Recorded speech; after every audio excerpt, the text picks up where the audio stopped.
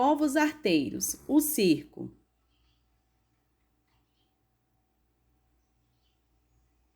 Estamos na aula 3, sejam bem-vindos.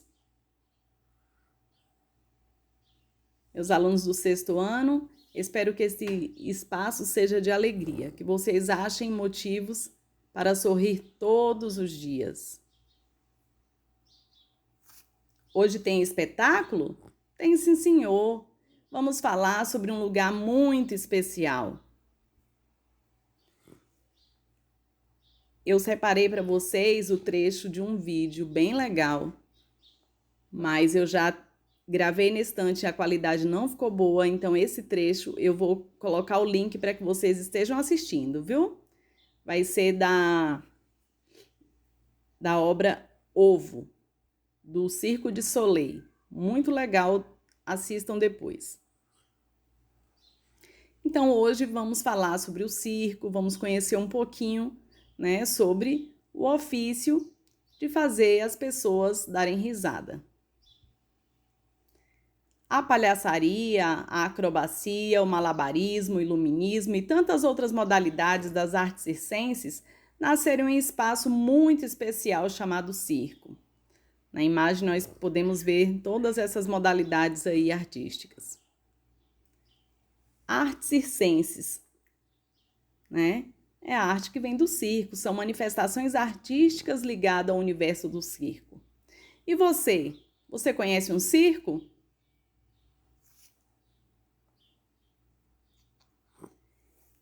E quando as produções artísticas, elas se misturam, a gente chama aí de artes integradas. Então, são produções artísticas em que existem duas ou mais linguagens juntas. Essas linguagens também são conhecidas como híbridas e podem nascer de múltiplos processos de criação e usar tecnologia e os mais diferentes materiais, certo? A origem do circo, a gente não tem ao certo quando, né? A gente sabe que faz muito tempo. E algo que mobilizou para que isso acontecesse foi justamente as várias linguagens, né? Principalmente as que faz aí movimentar o corpo, a gente vai estar vendo um pouquinho mais na frente. Existe indício de que as artes circenses já eram praticadas há 4.000 anos em inúmeras civilizações da antiguidade, desde a China, Grécia, Egito e Índia, tá? Cada lugar com sua peculiaridade, né? Tudo ligado à questão da cultura. E esse artista aqui, o que ele está fazendo? Observem onde é que ele está. Vocês conseguiriam fazer isso? Não façam, tá, gente? É só para a gente se divertir olhando mesmo. A arte dos malabares também já era praticada na antiguidade em cerimônias religiosas, tá? O rapaz que a gente viu há pouco aqui, o artista, era um malabarista. Essa gravura, como aqui vem falando, é de uma dançarina egípcia, tá? Ela está realizando aí movimentos de contorcionismo, isso já antes de Cristo.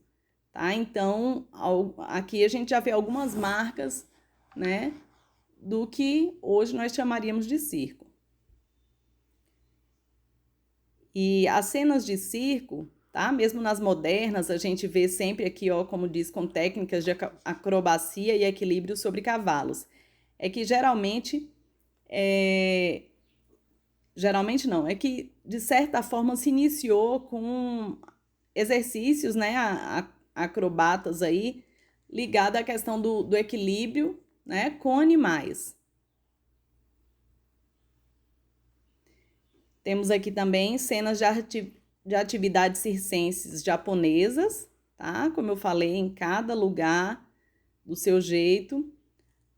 E aqui acrobatas da Índia Central, que inclusive no início eles também faziam isso voltados para a questão religiosa, tá? Embora foi desenhado aqui por um japonês. E olha só, precisa ter bastante coragem, né, para fazer isso aqui, né? A gente tá vendo ela no trapézio. Então, o trapézio é uma técnica, desculpa aqui o erro, que exige muita confiança entre as pessoas que participam, né? Por conta disso, geralmente os números são realizados por membros da mesma família. Então, os saltos são feitos a pelo menos 10 metros de altura, embaixo a uma cama elástica, né? Por motivos de precaução e segurança, porque é algo muito perigoso. Nós temos aqui os domadores de animais. E como é que isso começou? No Egito Antigo, alguns guerreiros que saíam em busca de novos territórios, por vezes encontravam animais selvagens. Então, conseguiam amansá-los. Então, quando voltavam ao seu lugar de origem, levavam os animais e exibiam para os demais. Equilibristas na corda bamba. Essa arte, ela surgiu na China, tá? Antes de Cristo aí também. Durante uma celebração no Palácio do Imperador, alguns artistas se apresentaram com números de acrobacias e corda bamba. E andar na corda bamba não deve ser fácil. Vamos simular? Eu vou pedir para que vocês marquem aí no chão uma linha, tá? O reloginho aí para dar um tempinho para vocês. Ou observem a linha aí da cerâmica, tá? Uma linha, pode ser uma linha imaginária também, e vocês vão andar por ela bem rapidão aí. Vão andar por ela. O que vocês fazem para equilibrar? Alguém precisou abrir os braços? E agora vamos fazer ficar mais difícil, tá? Eu vou pedir para que vocês peguem um livro ou então um caderno, coloque sobre a cabeça e tente andar, tente equilibrar nessa corda bamba. Depois vocês comentam para mim quem conseguiu andar sem derrubar o livro, tá bom? Vamos continuar? Engolidores de espada. Essa é uma das atrações que mais impressiona a plateia. Para realizar o feito, o artista precisa ter muita consciência corporal e nivelar a boca, garganta e estômago com maestria, a fim de que a espada não cause nenhuma perfuração. Então é algo muito perigoso, né? É um risco realmente para a vida. Geralmente são utilizadas espadas de 2 centímetros de largura e comprimento de 38 a 51 centímetros. O negócio é... Entretanto, foi no Império Romano que o circo desenvolveu-se nos moldes que se assemelham ao que conhecemos hoje. Todos deram sua contribuição, né? Mas quando foi aí no Império Romano, né? Deu os moldes parecidos com os nossos. Tanto é que a palavra circo tem origem etimológica do latim circus, que significa círculo ou anel. O termo remete às arenas romanas, lugares onde se praticavam esportes e lutas. Aqui nós temos, né, dá para ver essa forma, como foi falado ali anteriormente, e nós estamos vendo um espaço que é um espaço, né, de um circo. Inclusive o título da obra é O Circo, né, uma pintura de 1957 do artista Cândido Portinari, que por sinal é brasileiro, tá? Cândido Portinari, ele nasceu no interior de São Paulo e nas suas obras ele geralmente pinta lembranças do seu período de infância. Então nós vemos aqui, né, algo relacionado à sua experiência com o circo. Você já ouviu falar em picadeiro? O que é isso? Nós estamos de novo com a imagem do Cândido Portinari, tá? Esse espaço aqui onde a gente está vendo esses dois artistas, onde está o palhaço aqui, é justamente o picadeiro. No circo, o picadeiro é o espaço cênico importante, tá? Seu formato circular apareceu no século XVIII, quando a prática de espetáculos com cavalos e outros animais se tornou popular. Esse formato permitia que os animais, né, corressem ao redor do centro em ritmo contínuo. Olha que lindo esse picadeiro ali ao centro com os holofortes, né? Nós vemos ao redor aqui onde senta o público, então um espaço muito bonito. O primeiro grande circo que se tem conhecimento foi o Circus Maximus, construído por volta do século IV a.C., durante a Roma Antiga. A estrutura tinha capacidade para abarcar 150 mil pessoas, isso mesmo. Exibia corridas de carruagens, lutas e gladiadores, apresentações com animais ferozes e com pessoas exibindo talentos incomuns. Depois de um incêndio que destruiu o Circus Maximus, né, foi substituído em 40 a.C. pelo que chamamos hoje de Coliseu. Tá? Essa imagem aí é bem conhecida de todos, né? Aí já mostra que ele está em ruínas. E o Coliseu era um pouco menor, tinha, né, cabia menos pessoas. E você sabe o que é a arte de palhaçar? Vamos palhaçar, gente? Agora sim dá pra gente dizer fulano é um palhaço, porque palhaçaria refere-se ao estudo e à prática da arte do palhaço. E qual que é a arte do palhaço?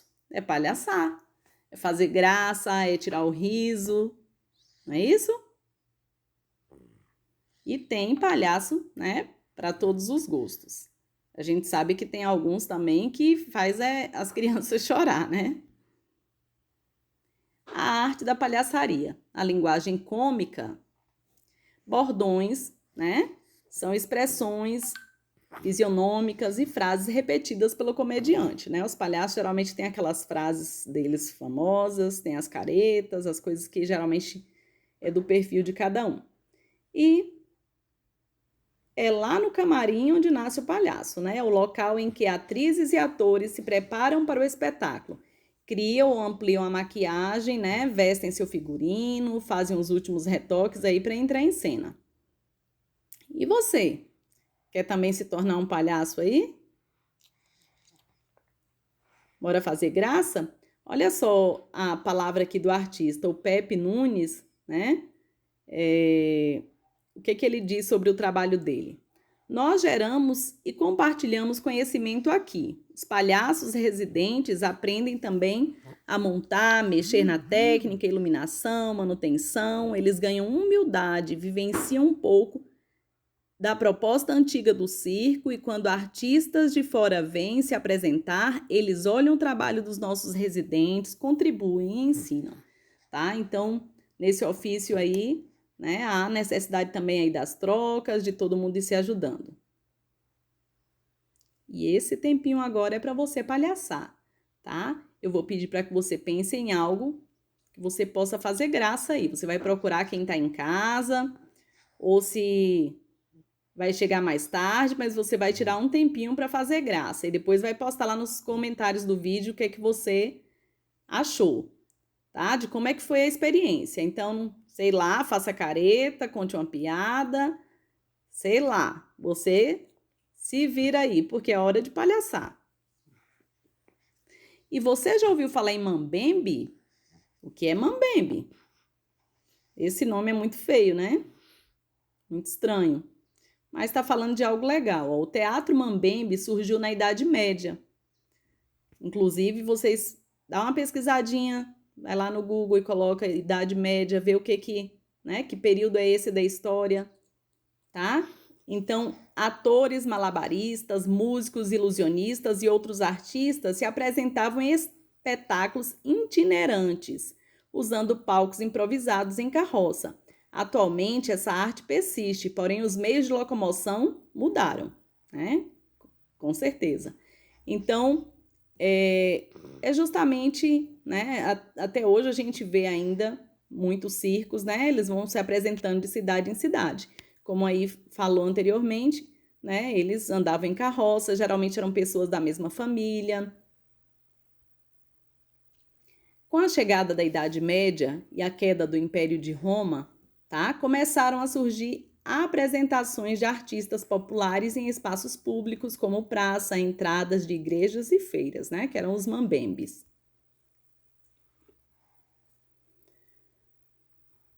E agora nós vamos falar de comédia dell'arte. Na aula passada a gente ainda mostrou uma imagenzinha, tocou sobre o assunto. E hoje a gente vai falar um pouquinho mais. Nessa imagem aí nós temos uma apresentação, né? Como falou, o palco geralmente era improvisado.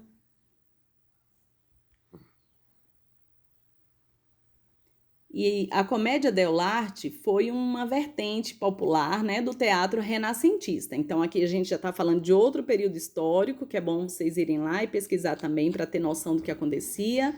Né? Renascentista vem de renascimento, então foi um novo período onde o homem começou a centrar mais em si mesmo e a buscar novas descobertas. Então, ele teve início no século XVI com o advento do Renascimento, né? Essa comédia aí, dell'arte. Embora tenha surgido na Itália, esse modelo chegou mais tarde à França com o nome comédia italiana. Além de seu caráter popular, ele era também itinerante, né? Como eu falei, ia de lugar em lugar, né? Não tinha um espaço fixo, né? Onde eles estivessem, faziam suas apresentações. Ou seja, a companhia teatral apresentava em diversas cidades. Muitas companhias teatrais fizeram sucesso, atraindo o público até mesmo da classe alta, tá? Porque essas apresentações eram populares, começou mesmo com o povão, e depois até, digamos assim, os nobres já queriam assistir.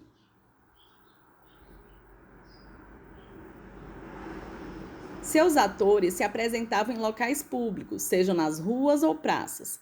Os palcos eram improvisados e o esquema de apresentação estava baseado na improvisação e espontaneidade de seus atores. Então, a comédia dell'arte também é chamada de comédia do improviso, tá? As falas dos personagens, pessoal, elas eram improvisadas, era conforme o contexto. Um detalhe, os atores, eles recebiam seu personagem e eles não mudavam mais de personagem. Aquele personagem era fixo para a vida toda. Então, ele já sabia qual era o perfil do seu personagem. Então, o que precisava fazer, qual era a postura. Então, a fala era improvisada. E mais um palavrão, né? O que é canovatio? A comédia dell'arte seguia o improviso. A gente já viu. A partir de um roteiro, né? O canovatio. Então, o roteiro é que tinha esse palavrão. Os atores interpretavam seus personagens e contavam uma história com muitos elementos de comédia e acrobacias.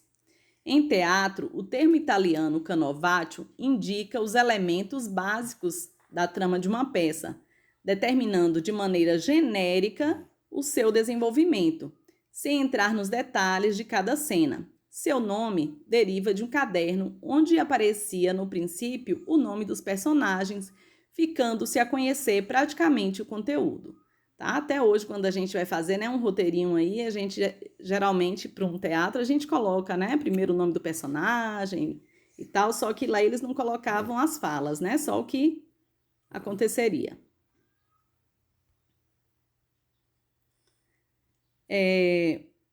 E agora os personagens, tá? Os personagens que faziam parte das comédias desenvolvidas, né, pela comédia dell'arte eram caricaturados. O que é isso, gente? Vem de caricatura. Numa caricatura, geralmente a gente exagera, né, uma característica aí do personagem. Por exemplo, o Luciano Huck. Se a gente for desenhar o Luciano Huck, fazer a caricatura, o nariz vai ser hiper exagerado. Então, né, ficava então tipificados, estereotipados. Os atores representavam de máscaras que caracterizavam os personagens. Tá? Os locais de exibição também eram improvisados nas ruas, a gente já falou sobre isso, né? Palcos, carroças, tudo mais. Mas com o tempo, eles encontraram lugar nos palácios e castelos. E agora, né? Personagens da comédia dell'arte, tá? Os personagens, eles eram divididos em 3 grupos. Os enamorados, né? Vamos pensar aí, os olhinhos saindo dos corações, eram os que queriam namorar. Os criados, né? Que eram os empregados, digamos assim, e os patrões. E como esses personagens, eles geralmente recebiam, né, um perfil, e aí alguns ficaram conhecidos com um determinado nome, né, e junto àquele perfil. Um dos principais é o Arlequino. Eu vou apresentar para vocês, tá? Alguns chamam também de Arlequim. Vamos ver esse rapaz. Olha como ele é bonitão. Eu vou passar para vocês as características aí, então, do Arlequim, tá? Pela roupa aí dá para perceber. Ele é... Como que eu posso falar? Ele é a principal figura, né, da comédia dell'arte, tá? Então, o Arlequim, ele era um servo e palhaço, né? Trapalhado, ágil, malandro e esfomeado, certo? A Colombina, quem que era? Era uma criada, graciosa, inteligente, ágil e habilidosa. Trata-se da única criada feminina, namorada de Arlequim. Era também reconhecida pelos nomes Esmeraldina, Diamantina, Pasquela e assim vai. Pantalone. O Pantalone todo estiloso aí. Também chamado de Pantaleão. Representava um velho rico, conservador, autoritário e avarento. Briguela. Parece, mas não é um nome feminino, gente. É um servo fiel, astuto, egoísta, ágil e cínico. Trata-se de um trapaceiro cantor que trabalhava para Pantalone. Pedrolino. Ele também era chamado de Pedro ou Pierrot. Só um minuto. Vou mostrar ele para vocês. Aqui está ele. E o Pedrolino, ele era um servo fiel e honesto. Agora, Pulcinella era um corcunda, também conhecido como Punch. Dottore, também conhecido pelo nome Graziano, era um velho rico, charlatão e avarento. Ele era aliado do Pantalone, possuía uma postura, né, de intelectual. Capitano, conhecido como capitão, ele é fanfarrão, mentiroso, preguiçoso e forte. No entanto, tem uma postura covarde nas batalhas e também no amor. Horácio. Essa parte aqui é referente o enamorado, tá? Primeiro apareceu um outro que também era conhecido como namorado, ele ficou bem famoso também, que era chamado de Leandro. E esse aqui é que é realmente agora o Horácio.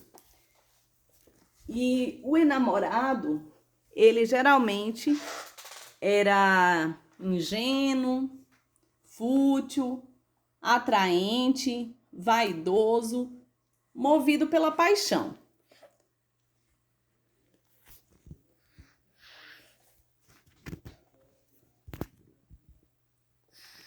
E por fim, nós temos a enamorada. Geralmente era conhecida como Isabela, mas ela poderia ter outros nomes, como Rosalba, Flavinha, Lavínia. E ela era inocente, vaidosa, né, com alto poder de sedução. E um detalhe, se apaixonava com facilidade. E ela não está de máscara, tá? Ela e o enamorado, a enamorada e o enamorado eram os únicos que não usavam máscara.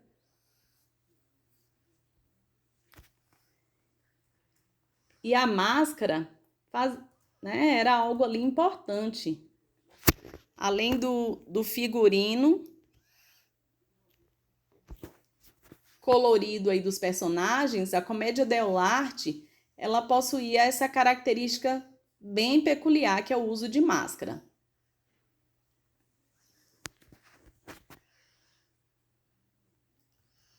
E nós vamos ter ainda uma próxima aula, né, para continuarmos falando aí do circo, inclusive o circo no Brasil. Eu espero que vocês se divirtam também estudando, que tenham gostado de conhecer um pouquinho do circo. Olhem as atividades, façam, tá? Mandem mensagem falando da aula. E eu vou finalizar lendo para vocês algo bem legal, ó. Faço versos pro palhaço que na vida já foi tudo. Foi soldado, carpinteiro, seresteiro e vagabundo. Sem juízo e sem juízo, fez feliz a todo mundo. Mas no fundo não sabia que em seu rosto coloria todo o encanto do sorriso que seu povo não sorria. Que possamos tirar muitos risos das pessoas ao nosso redor, viu? Um beijão, fiquem com Deus.